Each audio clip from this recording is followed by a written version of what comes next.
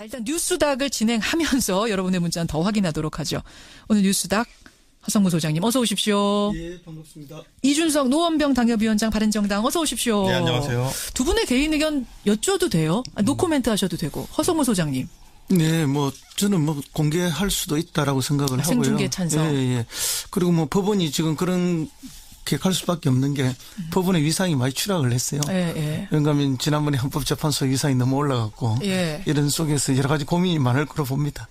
찬성한다. 이준석 위원장도 개인 의견 정하셨어요? 아니면 아직 미정? 저는 정하기 전인데요. 이게 주사회 재판이 지금 진행되고 있는 상황 속에서 예. 이게 공개를 그럼 어떤 걸 공개할 것이냐, 계속 공개할 것이냐 이런 것도 사실 논란이 있을 수 있기 때문에 공개를 지금 꼭 해야 될까라는 생각하게 되고요. 나중에 결심 공판 정도에 가가지고 고정 단계에서는 국민들이 알 권리를 공개할 필요가 있고 사실 법조계 대다수 의견을 물어봐도 주사회 공판이 많은 건 사실입니다. 보통 이제 2주에 한 번 아니면 한 주에 한 번 정도 하는. 근데 바쁘잖아요. 많은데. 지금 이거 얼른 해야 되니까 그런 거. 저도 중요하다고 봅니다. 그래서 오히려 바쁘기 때문에 6개월 내로 이 구속 재판이 끝나지 않으면 불구속 형태 재산 받습니다. 그런데 이제 공개하고 이렇게 하다 보면은 오히려 재판 진행이 늦어질 수 있기 때문에 저는 신속한 재판 진행을 위해서 6개월 안에 끝내기 위해서는 오히려 꼭 필요한 재판만 공개하는 게 중요하다. 신속 재판을 위해서라도 나중에 중요한 거 몇 개만 하자. 그 고비가 몇 개 있지 않습니까? 네, 결심도 있어요. 그렇고 그 지점들에서는 공개를 해서 국민의 알 권리를 충족하는 게 좋다고 생각하고요. 여기서 또 갈리네요. 두 분이. 이제 공개를 하는데 그것이 다 생중계가 되느냐, 녹화 중계가 되느냐, 아니면 중계가 안 되느냐. 그렇죠. 이건 또 별도의 문제거든요. 별도 문제입니다. 그러니까 이제 공개를 하는 게 왜 중요한가 하면 방금 말씀하신 것처럼 신속한 재판을 위해서도 공개가 필요한 것이고 왜냐하면 지연 작전을 쓰고 있는 그리고 끊임없이 그 변호인들이 길게 신문하는 과정을 통해서 이런 것들이 이제 국민들에게 다 공개될 수 있고 언론을 통해서 노출될 수 있기 때문에 굉장히 이제 정제된 재판으로 갈 수밖에 없다. 변호인들도. 신속 재판을 위해서라도 공개해야 된다. 생중계해야 된다. 아니다. 피고인이나 변호인 쪽에서 지연 작전을 함부로 쓰기가 매우 어려워지는 그런 구조가 될 수 있죠. 저는 근데 다만 이제 지금 재판이 계속 지연된 이유가 굉장히 다수의 증인을 이제 신청해가지고 형사재판 절차를 지연시키는 건 전략을 쓰고 있거든요. 맞아요. 그렇기 때문에 근데 그분들이 안 나와요 또 그리고 그렇기 때문에 실제 공개 여부와 관계없이 그런 전술을 쓰는 것 자체가 문제라 가지고 그 부분 지적하고 넘어가야 되겠고 다만 신속 진행을 위해서는 오히려 공개를 안 하는 게 낫다 이런 생각하게 됩니다. 이게 엇갈립니다. 이렇게 지금 엇갈리는 상황에서 여러분 이르면 오늘 결정이 나기 때문에 우리 뉴스쇼에서 미리 한번 여러분의 생각 정리해 보시라고 토론 진행을 해봤고요. 뉴스닥 들어가야 됩니다. 뉴스닥. 이번 주 하한가부터 좀 보죠. 허성무 소장님 하한가. 예, 온 국민들이 다 잘 알고 계시는 김학철 충북도 도의원을 하한가로 잡았습니다. 나올 줄 알았습니다. 김학철 도의원, 이준석 위원장. 저는 보수 청년 농객이라고 했겠습니다. 보수 청년 농객. 먼저 김학철 충북도 의원 얘기부터 좀 해보죠. 허성무 소장님. 예, 온 국민이 왜 이분이 지금 하한가인지 다 알고 계신데요. 알고 계십니다. 근데 이제 어떤 그 잘못은 누구나 저지를 수가 있지 않습니까? 실수도. 그럼요. 예, 그런 경우에는 솔직하게 사과하고 또 이렇게 이제 언인자중하면서 반성하면은 시간이 지나면 어느 정도 또 용서가 있는 건데. 그러니까 4명이 갔는데 2명은 돌아와서 바로 사과하고 바로 수해 현장으로 갔어요. 그렇죠. 그래 그분들은 그래도 반성하는 제대로 된 모습을 보여주고 있지 않습니까? 그런데 이분은 반대로 가고 있어요. 그러니까요. 반성을 하는 것이 아니라 잠시 사과하는 척 했지만 나는 잘못된 게 전혀 없는데 왜 나를 비판하느냐. 나를 비판하는 모든 사람, 모든 매체가 다 잘못됐다. 이렇게 해서 역공을 하고 있죠. 그러니까요. 그러니까 이게 이제 어마어마한 불쾌지수가 높은 이 장마철에 이분이 온 국민들을 짜증나게 만들고 있습니다. 불쾌지수를 높이고 있다. 이준석 위원장 어떻게 생각하세요? 그러니까 저는 이분이 이게 문제가 된 다음에 되게 특이했던 게 이분 페이스북을 한번 찾아가 봤어요. 그랬더니만 이제 글을 올린 곳은 마르세유라고 돼 있고요. 마르세유에서 올리신 글에 이렇게 아까 허 소장님 말씀하신 변명과 해명이 섞인 글을 이제 올리셨는데 좋아요가 벌써 1278명이에요. 그래요? 그러니까 저는 사실 내용들을 보면 공감할 수가 전혀 없거든요. 그런데 이 부분에 대해서 이렇게 생각하면 댓글도 4,800개나 달려서 엄청나게 지금 논란이 되고 있는 글인데 이런 생각이 약간 드는 것 같아요. 이 글의 내용을 살펴보면은 본인도 불우한 가정 환경에서 이제 자랐고 그래가지고 이런 걸 정서를 이해하지 못하는 것은 아니다라는 취지로 썼는데 지금까지 이런 어떤 갑질 또는 어떤 이런 문제를 일으킨 사람들의 해명이 비슷하거든요. 그렇죠. 그러니까 나는 불우한 환경에 그 똑같은 게 제 생각에는 불우한 이웃에서 잘한 거하고 갑질하는 거하고 무슨 상관이에요? 솔직히 말하면 그러니까 홍준표 대표도 경비원의 아들로 이렇게 해가지고 그럼요. 굉장히 훌륭한 그런 어떤 자수성가 이력이 있어요. 예. 하지만 그와 관계없이 장화 신을 때는 남이 신겨줘야 되는 거 아닙니까? 그러니까 이게 별 다른 내용인데 이게 너무 이게 섞이는 것 같고 어린 시절에 불우했던 그런 것들을 자기가 성공해서 지금 뭐 푸는 거예요. 화풀이 하듯이 국민들한테 풀이하고 있는 거죠. 오해하기 쉬워요, 국민들. 그런 갑질을 하게 되고 예. 또 이분은 지금 이제 변명 중에 물귀신 작전을 쓰고 있어요. 뭐 문재인 대통령을 끌고 가서 뭐 탄핵을 해야 된다든지 국회의원들 다 제명해야 된다든지. 정확히 얘기하면 이거예요. 손석희도 수해 현장에 오지 않은 문재인 대통령도 그럼 탄핵해야 되는 거 아니냐. 그다음에 추경 표결 참여하지 않은 의원들 제명해야 되는 거 아니냐. 그다음에 수해 복구가 진행 중인데 외국 간 의원들 다 제명해야 되는 거 아니냐. 물귀신 작전. 완전 물귀신 작전이 되면서 이제 자기를 해명하고 자기를 변명하기 위해서 모든 뭐 주변에 있는 모든 사람들을 다 난사하고 있는 거죠. 그러니까 지금 어느 게 약간 좋아요가 그래도 1,000몇 개 달렸다고 했잖아요. 예. 그거는 김학철 의원 말 중에 반 정도는 논리대로 말이 되는 게 있기 때문이에요. 그건 뭐냐면은 나에게 이렇게 징계했는데 저 사람들 징계 안 하면은 어쨌든 문재인 대통령에 대한 건 전 동의 안 하지만은 과잉 징계 아니냐 이렇게 얘기할 수 있는 자기 항변의 성격은 있어요. 하지만 반대로 지금 국민이 분노하고 있는 지점은 그거는 논리적인 문제고 다만 그거와 관계없이 국민들이 본인을 어떤 이유에서 좀 비난했기 서로 그거를 뭐 설치류에 비교한다 이런 것들. 레밍. 예, 그런 부분에 대한 것이 감정선을 건드린 지점인데 고들을 너무 분리해놓고 생각하는 것이 아닌가라는 생각이 들어요. 아니 근데 수해 현장에 오지 않은 대통령을 탄핵해야 된다. 이거는 좀 본질을 너무 빗나간 게 그래서 수해 현장 안 오고 외유 갔습니까 대통령이?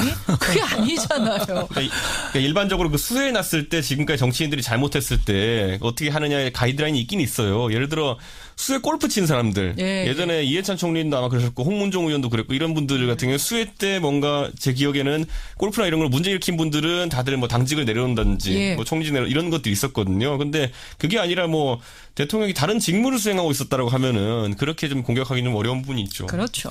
근데 이제 핵심은 뭔가 하면은 우리가 이런 이야기가 또 있어요. 모진 사람 옆에서 벼락 맞는다 이런 이야기가 있는데 이분이 너무 이렇게 모질게 이렇게 하고 있기 때문에 그 같이 같은 자유한국당의 다른 도의원들도 동시에 이 당에서 제명을 당해버렸어요. 맞아요. 자유한국당. 빨리 들어오고 반성하고 또 이렇게 열심히 사과하고 이런 분들은 사실 제명까지는 안 당하고 뭐 다른 징계를 받을 수도 있는데 이분이 이런 식으로 하니까 자유한국당에서도 제명하지 않을 수가 없는 거죠. 그러니까요. 그러다면 또 민주당에 한 명 섞여 있었지 않습니까? 그럼 이분은 어떻게 해야 되는 거죠? 징계위원회 열린다면서요. 그러니까요. 그러니까 이게 이제 과거 우리 속담에 모진 놈 옆에 있다가 벼락 맞는다는데 이 사람이 지금 뭐 모든 사람을 끌고 들어가는 물귀신 작전에다가 자기 주변에 같이 있었던 다른 사람들도 벼락 맞게 하는 이런 구조가 돼서 정말 이 장마철에 불쾌지수를 높이고 있다. 저는 여기서 김학철 의원이 약간 억울할 수도 있다 보는 게요. 저는 이 부분을 짚어야 되는데 김학철 의원이 수해 때 외유했다고 지금 순식간에 제명시켰잖아요. 근데 반대로 이게 만약 자유한국당의 스피디한 이 제명 절차라면은 과거에 그 친박 청산하겠다고는 홍준표 대표는 그보다 훨씬 중한 어떤 국정농단 상태에 있어가지고 국민들을 호도했던 그런 전력을 갖고 있는 분들에 대해서는 제명 조치를 안 하고 있잖아요. 왜 다른 사람에게는 그렇게 너그러웠는가 생각하면 김학철 의원이 조금 요 지점에서는 점도 있겠다. 그러니까 그 앞에서 이제 국회의원들이나 아니면 큰 정치인들에 대해 가지고 중앙에 있는 큰 정치 세운 도덕적 기준은 훨씬 관대한데 김학철 의원에게는 이제 왜 나만 갖고 그래 뭐 이런 거예요. 그 지점은 저희가 약간 이해하고 김학철 의원 항변을 받아들여 가지고 자유한국당이 조금 더 빨리 어떤 그런 홍준표 대표 말씀하셨던 구시대 청산을 할 수 있었으면 좋겠습니다. 약간 반어법 쓰신 거예요. 그러니까 김학철 의원한테 이거 제명한 거를 잘못했다는 게 아니라 그때도 엄격했었어야 되지 않겠느냐 그 얘기하시는 거죠. 왜 이런 것만 빨리 할까요? 지금 이제 많은 분들이 정말 뉴스닥에서 논해주는 것 자체가 과분하다. 8672님 이런 얘기를 할 정도로 많이들 불쾌지수가 올라가셨어요. 사과는 진정성이 있어야 됩니다. 깨끗해야 됩니다. 그래야 진짜 사과인데 사과를 해놓고 뒤에다가 덕지덕지 붙이니까 국민들이 더 화가 난다는 거 김학철 의원한테 좀 전해드리고 싶고 자 이준석 위원장이 고른 하한가로 가죠. 보수 청년 농객 뭡니까?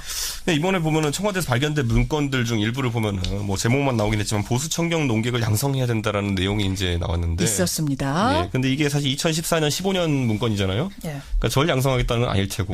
그러니까 이제 이 일을 살펴보면요. 결국에는 그때 윤창중 임명 사건, 그다음에 문창국 총리 임명할 때 뭐 저항 이런 것들을 다 보고 나가지고 결국에는 미디어를 장악하겠다고 하는 겁니다. 그렇죠. 그러니까 청년 농객을 양성해가지고 뭐 종편 방송 나가고 그리고 여기저기 뭐 나가게 하고 글도 쓰게 하고 예. 어떤 경우에는 언론사를 하나 설립하도록 도와주기도 한 정황도 있습니다. 예. 그래요? 인터넷 언론사 같은 경우에요. 그렇기 때문에 뭔지 알겠습니다. 예, 이런 것들을 하면서 이제 장악하려고 했는데 예. 문제는 저도 이걸 보고 나 제일 허탈했던 게 뭐냐면은 뭡니까? 예전에 보면 이제 그 어버이연합을 지원하는 의혹이 있었던 뭐 행정관도 있었고 하지 않았습니까? 있었죠. 근데 거기에 지원을 받은 단체가 있습니다. 이제 한국 대학생 포럼이라고 그때 지원을 받는 것으로 알려졌던 한국 대학생 포럼. 예, 근데 그 단체 출신들이 이번에 자유한국당 혁신위원회 많이 들어갔거든요. 혁신위원회 들어갔거든요. 일부가. 그런데 그게 청년 몫인데 혁신위원 중에서 예. 가가지고 이제 뭐 바른정당 개 XX 뭐 탄핵에 반대하는 그 말들 이런 것들 한 것이 지금 하나씩 나오고 있거든요. 그러니까 이게 뒤집어 말하면요, 이게 청년 농객 양성한다고 해서 양성해놓은 지금 결과물을 이제 자유한국당이 쓰는 건데 지금 그게 과연 제대로 양성이 되었는가에 대해서는 의구심을 떨칠 수가 없습니다. 지금. 그렇군요. 허성무 소장님 어떻게 생각하세요? 이런 노력을 뭐 어느 당이든지 다 할 수밖에 없죠. 그러나 그 노력이 이제 진정성이 있어야 되고 또 합리적인 보수 농객이 나와야 되는데 억지로 이념적 투쟁을 만들기 위한 그런 농객들을 만들어봐야 국민과 공감되지 않는 이런 작업은 전혀 성과를 낼 수가 없습니다. 그러니까 결국은 실패로 갈 수밖에 없고 또 그런 분을 다시 뭐 혁신위원회 뽑아선다면은 그 혁신위원회가 혁신위원회가 되는 것이 아니라 반대로 가지 않겠습니까? 그러니까 지금 이거 여기에서 언급된 건 이제 20대 정도, 30대 정도 되는 청년 농객을 얘기하는 거고요. 그 위로 가도요. 과거에 이제 2014년, 14년 정도에 이제 평론가로 많이 활동하던 분들 보면은 그 중에 이제 인터넷에 검색해 보시면 국정원 알파팀이라고 검색해 보시면 나올 겁니다. 그러니까 사실 국정원 알파팀 요원이었다고 하는 사람들이 사실 농객으로 이제 보수 농객인 것처럼 나왔었다는 게. 그래요? 예, 그게 지금 지난번에 한겨레가 단독 보도했던 건가요? 그런데 그 내용을 당사자들은 부인하고 있지만은 제가 지금 정황상 본다 하더라도 사실 좀 의심적인 부분이 있는 건 사실이거든요. 그때 이런 부분에 대해 가지고 굉장히 저는 유감입니다. 그때 방송할 때 옆자리에 앉는 분들이 왜 이런 얘기 하지? 제가 궁금했었는데. 알고 보니까. 왜 이게 보수 이념이랑 맞지도 않고 이게 상식적인지 않은 이야기를 하지라고 생각했는데 지금 와서 보니까. 혹시 양성된 분들 아닌가. 약간 그런 생각이 드니까 제가 참 허탈합니다. 제가 지금 그리고 봤을 때. 허성무 소장님 조금 전 말씀하신 것 중에 당에서 이런 농객들 키우는 거야 당 차원에서 할 수 있는 거지만 지금 문제는 이게 청와대에서 나온 문건 아닙니까? 국정원에서 나온 문건이고 그거는 문제가 심각한 거죠. 아주 심각하죠. 아주 심각한 거죠. 그렇게 할 필요가 없는 곳에서 했기 때문에 또 해서는 안 되는 곳에서 물론이죠. 했기 때문에 심각한데 사실은 이제 그때 키워줬던 농객들이 기성전 문재인 후보 욕하는 것만 했거든요. 근데 그런 게 이제 정치적으로 국민들한테 공감을 얻기가 어렵죠. 그렇죠. 농객이든 뭐든 결국은 국민들과 공감을 얻어야만 그게 물론이죠. 이제 먹히는 건데 일방적으로 욕하기 위한 비난하기 위한 뭐 농객 양성 아무 의미가 없습니다. 정치인도 마찬가지.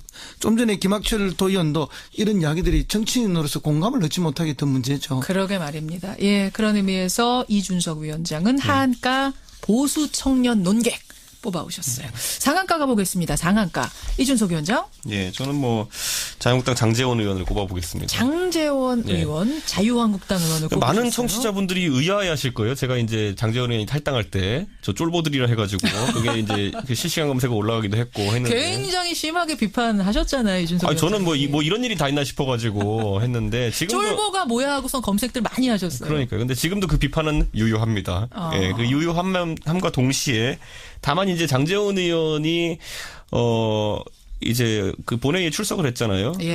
그 추경안 심사할 때, 추경안 표결할 때. 자유한국당 의원들 다 퇴장할 때 장제원, 김연아 두 의원만 자리 지켰죠. 그렇죠. 그런데 저는 그런 모습을 보면서 장제원 의원에게 지금까지 가졌던 의구심. 그러니까 바른정당을 탈당해서 왜 자유한국당을 가지?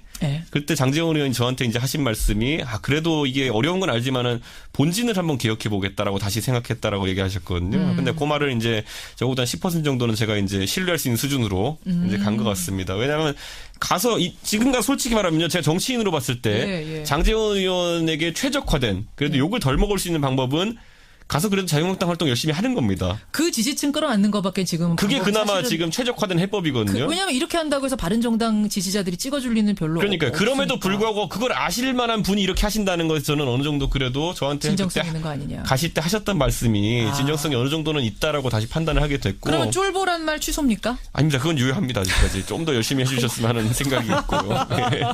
병 주고 약 주고 막 그러시는. 아니 근데 이제 이번에 장제원 의원이랑 제가 이제 개인적으로 방송을 매주 같이 같이 하게 됐어요. 네. 한 방송을. 예, 그런데 그때 하면서 이제 이야기를 들어보니까 나름의 이제 울분이나 이런 건 쌓여가고 계신 것 같아요. 자유한국당 내에서.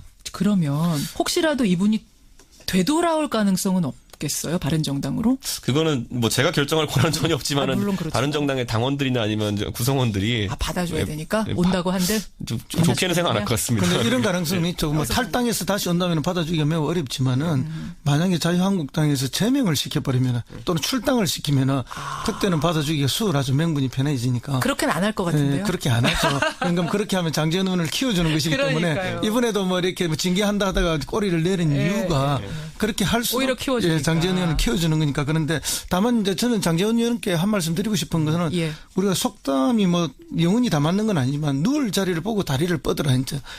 방금 뭐 우리 의원 이야기했지만 거기 가서 본진에 가서 개혁을 하겠다. 그 본진이 개혁이 되는 본진이 아니기 때문에 바른정당이 분당을 해 나온 거거든요. 그러니까 이제 그런 부분에 대한 판단의 순간적인 잘못이 있는 건 분명히 있습니다. 누울 자리가 아니었던 거 아니에요. 그런 거죠. 이제 장제원 의원님이 이렇게 왔다 갔다 하시니까 이게 지금 박쥐라는 별명을 피할 수는 없습니다. 그러게요. 근데 박쥐에서 업그레이드하던 배트맨이거든요.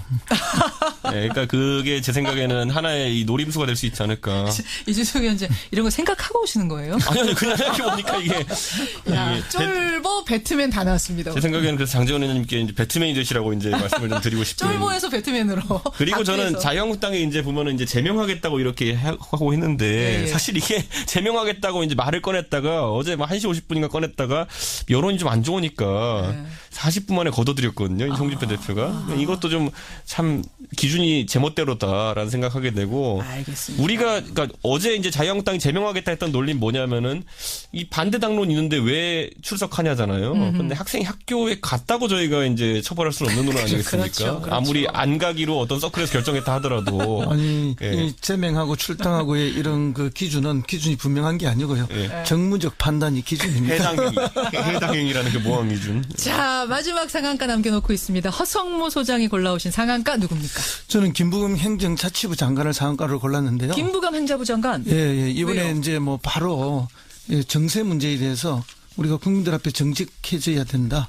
그리고 뭐 지하 경제를 뭐 지하 경제를 양성화해서 무슨 수십조 원을 거두겠다든지 또는 뭘 이렇게 세제를 잘 합리적으로 재편해서 또 뭐 수십조 원을 뭐 전략을 하겠다든지 이런 말 해마다 했지만 한 번도 성공한 적이 없지 않느냐. 그런 말 하지 말고 정세 부분을 제대로 설명하고 솔직하게 할 이야기를 하자. 이렇게 해서 사실은 정세 논의에 물꼬를 텄죠. 포문을 연 게 김부겸 장관. 그런데 이게 이제 장관이기도 하지만은 정치인이기도 하거든요. 그렇죠. 이 사실은 정세 문제를 제일 먼저 꺼내는 거는 누구도 하고 싶어하는 일이 아닙니다. 그럼요. 왜냐하면 유권자로부터 직격탄을 맞기 쉽기 때문에. 사실 욕먹기 딱 좋은 얘기가 그렇습니다. 정세하자 얘기거든요. 누구도 세금 더 내라는 걸 좋아하는 사람은 그럼요. 없습니다. 그래서 역대 정권이 무너진 우리나라뿐만 아니라 뭐 예를 들어서 미국의 독립운동도 사실 세금 문제로 생긴 거 아닙니까? 그때 나왔던 슬로건이 뭔가면은 대표 없는 곳에 세금 없다. 그래서 독립하자 해서 나왔던 거거든요. 맞아요. 그래서 사실 대영 제국이 무너지는 계기가 됐던 거 아닙니까? 그렇듯이 뭐 어떤 명분의 세금도 쉬운 일이 결코 아닙니다. 그럼에도 불구하고 이 부분을 정면으로 제기했다는 것은 솔직해지자. 뭐 밥값을 제대로 하겠다.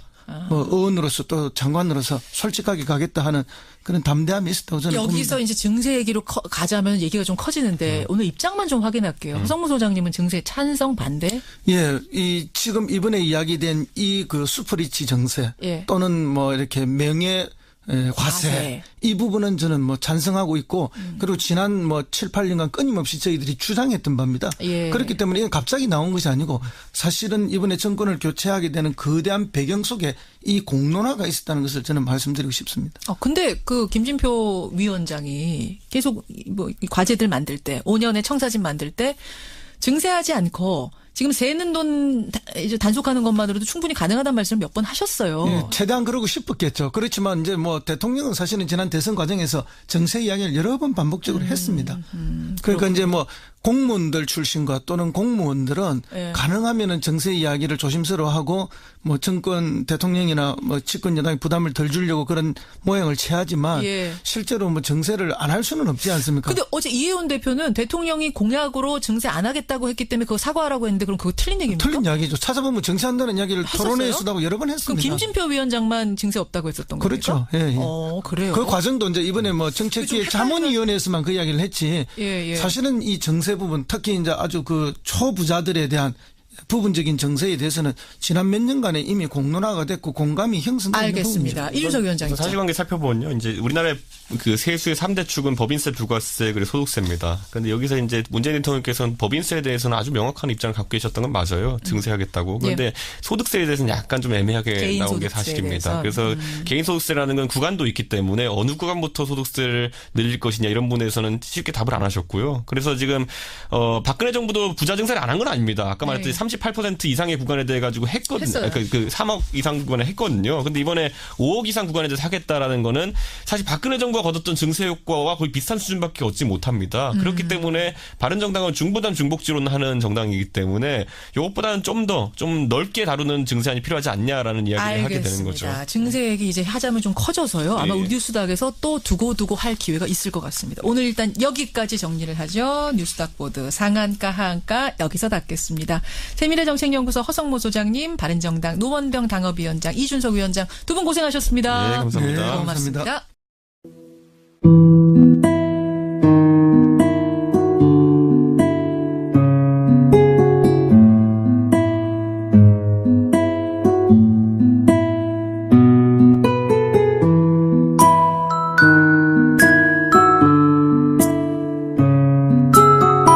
일단 뉴스닥을 진행하면서 여러분의 문자는 더 확인하도록 하죠. 오늘 뉴스닥 허성무 소장님 어서 오십시오. 예, 반갑습니다. 이준석 노원병 당협위원장 바른정당 어서 오십시오. 네, 안녕하세요. 두 분의 개인 의견 여쭤도 돼요? 노코멘트 하셔도 되고. 허성무 소장님. 네, 저는 공개할 수도 있다라고 생각을 하고요. 생중계 찬성. 예. 그리고 법원이 지금 그런 할 수밖에 없는 게 법원의 위상이 많이 추락을 했어요. 예. 왜냐하면 지난번에 헌법재판소 위상이 너무 올라갔고 이런 속에서 여러 가지 고민이 많을 거로 봅니다. 찬성한다. 이준석 위원장도 개인 의견 정하셨어요? 아니면 아직 미정? 저는 정하기 전인데요. 이게 주사회 재판이 지금 진행되고 있는 상황 속에서 이게 공개를 그럼 어떤 걸 공개할 것이냐, 계속 공개할 것이냐 이런 것도 사실 논란이 있을 수 있기 때문에 공개를 지금 꼭 해야 될까라는 생각하게 되고요. 나중에 결심 공판 정도에 가가지고 고정 단계에서는 국민들이 알 권리를 공개할 필요가 있고 사실 법조계 대다수 의견을 물어봐도 주사회 공판이 많은 건 사실입니다. 보통 이제 2주에 한 번 아니면 한 주에 한 번 정도 하는. 근데 바쁘잖아요. 지금 이거 얼른 해야 되니까 그런 거 아니에요? 저도 중요하다고 봅니다. 그래서 오히려 바쁘기 때문에 6개월 내로 이 구속 재판이 끝나지 않으면 불구속 형태 재산 받습니다. 그런데 이제 공개하고 이렇게 하다 보면은 오히려 재판 진행이 느려질 수 있기 때문에 저는 신속한 재판 진행을 위해서 6개월 안에 끝내기 위해서는 오히려 꼭 필요한 재판만 공개하는 게 중요하다. 신속 재판을 위해서라도 나중에 중요한 거 몇 개만 하자. 그 고비가 몇 개 있지 않습니까? 결심도 있어요. 그렇고 그 지점들에서는 공개를 해서 국민의 알 권리를 충족하는 게 좋다고 생각하고요. 여기서 또 갈리네요. 두 분이. 이제 공개를 하는데 그것이 다 생중계가 되느냐, 녹화 중계가 되느냐, 아니면 중계가 안 되느냐. 그렇죠. 이건 또 별도의 문제거든요. 별도 문제입니다. 그러니까 이제 공개를 하는 게 왜 중요한가 하면 방금 말씀하신 것처럼 신속한 재판을 위해서도 공개가 필요한 것이고, 왜냐하면 지연 작전을 쓰고 있는, 그리고 끊임없이 그 변호인들이 길게 신문하는 과정을 통해서 이런 것들이 이제 국민들에게 다 공개될 수 있고 언론을 통해서 노출될 수 있기 때문에 굉장히 이제 정제된 재판으로 갈 수밖에 없다. 변호인들도. 신속 재판을 위해서라도 공개해야 된다. 생중계해야 된다. 아니다. 피고인이나 변호인 쪽에서 지연 작전을 함부로 쓰기 하면 어려워지는 그런 구조가 될 수 있죠. 저는 근데 다만 이제 지금 재판이 계속 지연된 이유가 굉장히 다수의 증인을 이제 신청해가지고 형사재판 절차를 지연시키는 전략을 쓰고 있거든요. 맞아요. 그렇기 때문에 근데 그분들이 안 나와요 또 그리고 그렇기 때문에 실제 공개 여부와 관계없이 그런 전술을 쓰는 것 자체가 문제라 가지고 그 부분 지적하고 넘어가야 되겠고 다만 신속 진행을 위해서는 오히려 공개를 안 하는 게 낫다 이런 생각이 됩니다. 이게 엇갈립니다. 이렇게 지금 엇갈리는 상황에서 여러분 오늘 이르면 오늘 결정이 나기 때문에 우리 뉴스쇼에서 미리 한번 여러분의 생각 정리해 보시라고 토론 진행을 해봤고요. 뉴스닥 들어가야 됩니다. 뉴스닥. 이번 주 하한가부터 좀 보죠. 허성무 소장님 하한가. 예, 온 국민들이 다 잘 알고 계시는 김학철 충북도 도의원을 하한가로 잡았습니다. 나올 줄 알았습니다. 김학철 도의원, 이준석 위원장. 저는 보수 청년 농객이라고 했습니다. 보수 청년 농객. 먼저 김학철 충북도 의원 얘기부터 좀 해보죠. 허성무 소장님. 예, 온 국민이 왜 이분이 지금 하한가인지 다 알고 계신데요. 알고 계십니다. 근데 이제 어떤 그 잘못은 누구나 저지를 수가 있지 않습니까? 실수도. 그럼요. 예, 그런 경우에는 솔직하게 사과하고 또 이렇게 이제 은인자중하면서 반성하면은 시간이 지나면 어느 정도 또 용서가 있는 건데. 그러니까 4명이 갔는데 2명은 돌아와서 바로 사과하고 바로 수해 현장으로 갔어요. 그렇죠. 그래 그분들은 그래도 반성하는 제대로 된 모습을 보여주고 있지 않습니까? 그런데 이분은 반대로 가고 있어요. 그러니까요. 반성을 하는 것이 아니라 잠시 사과하는 척 했지만 나는 잘못된 게 전혀 없는데 왜 나를 비판하느냐. 나를 비판하는 모든 사람, 모든 매체가 다 잘못됐다. 이렇게 해서 역공을 하고 있죠. 그러니까요. 그러니까 이게 이제 이 그때는 받아주기가 수월하죠. 명분이 편해지니까. 그렇게는 안 할 것 같은데요. 그렇게 안 하죠. 그러니까 그렇게 하면 장제원 의원을 키워주는 것이기 때문에 이번에도 뭐 이렇게 뭐 징계한다 하다가 꼬리를 내린 이유가 그렇게 할수록 오히려 키워주니까. 장제원 의원을 키워주는 거니까. 그런데 다만 이제 저는 장제원 의원께 한 말씀 드리고 싶은 것은 우리가 속담이 뭐 영혼이 다 맞는 건 아니지만 누울 자리를 보고 다리를 뻗으라 이제. 방금 뭐 우리 의원 이야기했지만 거기 가서 본진에 가서 개혁을 하겠다. 그 본진이 개혁이 되는 본진이 아니기 때문에 바른정당이 분당을 해 나온 거거든요. 그러니까 이제 그런 부분에 대한 판단의 순간적인 잘못이 있는 건 분명히 있습니다. 누울 자리가 아니었던 거 아니에요. 그런 거죠. 이제 장제원 의원님이 이렇게 왔다 갔다 하시니까 이게 지금 박쥐라는 별명을 피할 수는 없습니다. 그러게요. 근데 박쥐에서 업그레이드하던 배트맨이거든요. 그러니까 그게 제 생각에는 하나의 이 노림수가 될 수 있지 않을까. 이준석 의원 이제 이런 거 생각하고 오시는 거예요? 아니요, 그냥 생각해보니까 이게. 쫄보 배트맨 다 나왔습니다. 제 생각에는 그래서 장제원 의원님께 이제 배트맨이 되시라고 이제 말씀을 좀 드리고 싶어요. 쫄보에서 배트맨으로. 그리고 저는 자유한국당에 이제 보면은 이제 제명하겠다고 이렇게 하고 했는데 사실 이게 제명하겠다고 이제 말을 꺼냈다가 어제 막 1시 50분인가 꺼냈다가 여론이 좀 안 좋으니까 40분 만에 걷어들였거든요. 홍준표 대표가. 이것도 좀 참 기준이 제멋대로다라는 생각하게 되고. 알겠습니다. 우리가 그러니까 어제 이제 자유한국당이 제명하겠다 했던 논리는 뭐냐면은 이 반대 당론 있는데 왜 출석하냐잖아요. 근데 학생이 학교에 갔다고 저희가 이제 처벌할 수는 없는 논란 아니겠습니까? 그렇죠. 아무리 안 가기로 어떤 서클에서 결정했다 하더라도. 아니 이 제명하고 출당하고의 이런 그 기준이 분명한 게 아니고요. 정무적 판단이 기준입니다.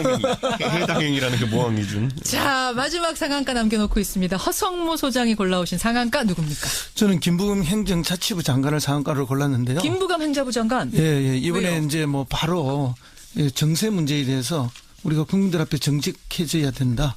그리고 뭐 지하 경제를 뭐 지하 경제를 양성화해서 무슨 수십조 원을 거두겠다든지 또는 뭘 이렇게 세제를 잘 합리적으로 재편해서 또 뭐 수십조 원을 뭐 전략을 하겠다든지 이런 말 해마다 했지만 한 번도 성공한 적이 없지 않느냐.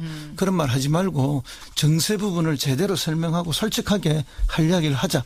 이렇게 해서 사실은 정세 논의에 물꼬를 텄죠. 포문을 연 게 김부겸 장관. 그런데 이게 이제 장관이기도 하지만은 정치인이기도 하거든요. 그렇죠. 이 사실은 정세 문제를 제일 먼저 꺼내는 거는 누구도 하고 싶어하는 일이 아닙니다. 그럼요. 왜냐하면 유권자로부터 직격탄을 맞기 쉽기 때문에. 사실 욕먹기 딱 좋은 얘기가 그렇습니다. 정세하자 얘기거든요. 누구도 세금 더 내라는 걸 좋아하는 사람은 그럼요. 없습니다. 그래서 역대 정권이 무너진 우리나라뿐만 아니라 뭐 예를 들어서 미국의 독립운동도 사실 세금 문제로 생긴 거 아닙니까? 그때 나왔던 슬로건이 뭔가 하면은 대표 없는 곳에 세금 없다. 그래서 독립하자 해서 나왔던 거거든요. 맞아요. 그래서 사실 대영 제국이 무너지는 계기가 됐던 거 아닙니까? 그렇듯이 뭐 어떤 명분의 세금도 쉬운 일이 결코 아닙니다. 그럼에도 불구하고 이 부분을 정면으로 제기했다는 것은 솔직해지죠. 뭐 밥값을 제대로 하겠다. 뭐 의원으로서 또 장관으로서 솔직하게 가겠다 하는 그런 담대함이 있었다고 저는 여기서 봅니다. 이제 증세 얘기로 가자면 얘기가 좀 커지는데 오늘 입장만 좀 확인할게요. 허성무 소장님은 증세 찬성 반대? 예, 지금 이번에 이야기된 이 그 수프리치 정세 또는 뭐 이렇게 명예 과세 이 부분은 저는 뭐 찬성하고 있고 그리고 지난 뭐 7, 8년간 끊임없이 저희들이 주장했던 바입니다. 그렇기 때문에 이건 갑자기 나온 것이 아니고 사실은 이번에 정권을 교체하게 되는 거대한 배경 속에 이 공론화가 있었다는 것을 저는 말씀드리고 싶습니다. 근데 그 김진표 위원장이 계속 어마어마한 불쾌지수가 높은 이 장마철에 이분이 온 국민들을 짜증나게 만들고 있습니다. 불쾌지수를 높이고 있다. 이준석 위원장 어떻게 생각하세요? 그러니까 저는 이분이 이게 문제가 된 다음에 되게 특이했던 게 이분 페이스북을 한번 찾아가 봤어요. 그랬더니만 이제 글을 올린 곳은 마르세유라고 돼 있고요. 마르세유에서 올리신 글에 이렇게 아까 허 소장님 말씀하신 뭐 변명과 해명이 섞인 글을 이제 올리셨는데 좋아요가 벌써 1278명이에요. 그래요? 그러니까 저는 사실 내용들을 보면 공감할 수가 전혀 없거든요.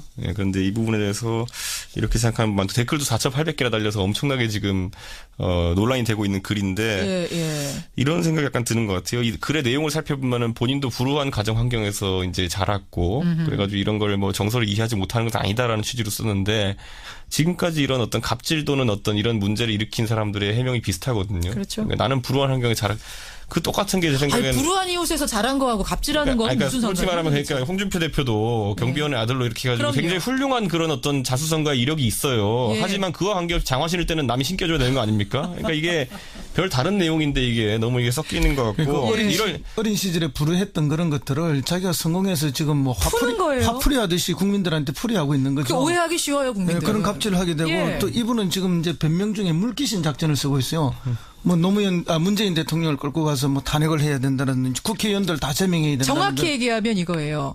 손석희도 수해 현장에 오지 않은 문재인 대통령도 그럼 탄핵해야 되는 거 아니냐. 그다음에 추경 표결 참여하지 않은 의원들 제명해야 되는 거 아니냐. 그다음에 수해 복구가 진행 중인데 외국 간 의원들 다 제명해야 되는 거 아니냐. 물귀신 작전. 완전 물귀신 작전이 되면서 이제 자기를 해명하고 자기를 변명하기 위해서 모든 뭐 주변에 있는 모든 사람들을 다 난사하고 있는 거죠. 그러니까 지금 예, 어느 예. 약간 좋아요가 그래도 1,000몇 개 달렸다고 했잖아요. 예. 그거는 김학철 의원 말 중에 반 정도는 논리대로 말이 되는 게 있기 때문이에요. 그건 뭐냐면은 나에게 이렇게 징계했는데 저 사람들 징계 안 하면은 어쨌든 문재인 대통령에 대한 건 전 동의 안 하지만은 과잉 징계 아니냐 이렇게 얘기할 수 있는 자기 항변의 성격은 있어요. 하지만 반대로 지금 국민이 분노하고 있는 지점은 예. 그거는 논리적인 문제고 다만 그거와 관계없이 국민들이 본인을 어떤 이유에서 좀 비난했기 서로 그거를 뭐 설치류에 비교한다 이런 것들. 레밍. 예, 그런 부분에 대한 것이 감정선을 건드린 지점인데 고두를 너무 분리해놓고 생각하는 것이 아닌가라는 그러니까요. 생각이 들어요. 아니 근데 수해 현장에 오지 않은 대통령을 탄핵해야 된다. 이거는 좀 본질을 너무 빗나간 게 그래서 수해 현장 안 오고 외유 갔습니까 대통령이? 그게 아니잖아요. 그러니까 일반적으로 그 수해에 났을 때 지금까지 정치인들이 잘못했을 때 어떻게 하느냐의 가이드라인이 있긴 있어요. 예를 들어 수해 골프 친 사람들. 예전에 이해찬 총리도 아마 그러셨고 홍문종 의원도 그랬고 이런 분들 같은 경우 수해 때 뭔가 제 기억에는 골프나 이런 걸 문제 일으킨 분들은 다들 뭐 당직을 내려놓는다든지 뭐 총리 이런 것들이 있었거든요. 근데 그게 아니라 뭐 대통령이 다른 직무를 수행하고 있었다라고 하면은 그렇게 좀 공격하기 좀 어려운 부분이 있죠. 그렇죠. 근데 이제 핵심은 뭔가 하면은 우리가 이런 이야기가 또 있어요. 모진 사람 옆에서 벼락 맞는다 이런 이야기가 있는데 이분이 너무 이렇게 모질게 이렇게 하고 있기 때문에 그 같이 같은 자유한국당의 다른 도의원들도 동시에 이 당에서 제명을 당해버렸어요. 맞아요. 자유한국당. 빨리 들어오고 반성하고 또 이렇게 열심히 사과하고 이런 분들은 사실 제명까지는 안 당하고 뭐 다른 징계를 받을 수도 있는데 이분이 이런 식으로 하니까 자유한국당에서도 제명하지 않을 수가 없는 거죠. 그러니까요. 그러다면 또 민주당에 한 명 섞여 있었지 않습니까? 그럼 이분은 어떻게 해야 되는 거죠?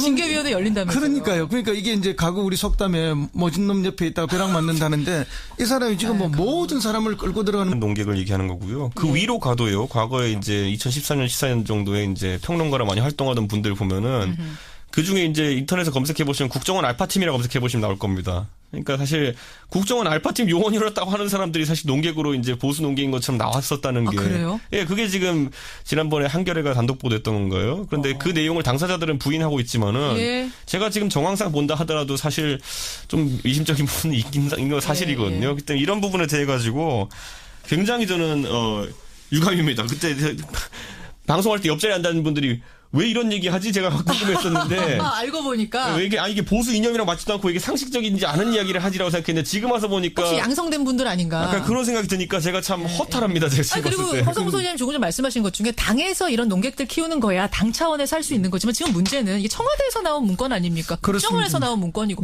그거는 문제가 심각한 거죠. 아주 심각하죠. 아주 심각한 거죠. 그렇게 할 필요가 없는 곳에서 했기 때문에 또 해서는 안 되는 곳에서 물론이죠. 했기 때문에 심각한데 사실은 이제 그때 키워줬던 농객들이 기성전 문재인 후보 욕하는 것만 했거든요. 근데 그런 게 이제 정치적으로 국민들한테 공감을 얻기가 어렵죠.